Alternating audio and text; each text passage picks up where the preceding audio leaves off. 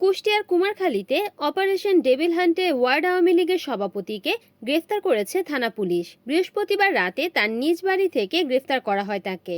গ্রেফতার হয়েছেন উপজেলার জগন্নাথপুর ইউনিয়নের ৭ নং ওয়ার্ড আওয়ামী লীগের সভাপতি বাবলু ঘোষ। কুমারখালী থানার ভারপ্রাপ্ত কর্মকর্তা সুলাইমান শেখ জানান, বৃহস্পতিবার রাতে ওয়ার্ড আওয়ামী লীগের সভাপতিকে গ্রেফতার করে শুক্রবার সকালে আদালতের মাধ্যমে জেল হাজতে প্রেরণ করা হয়েছে।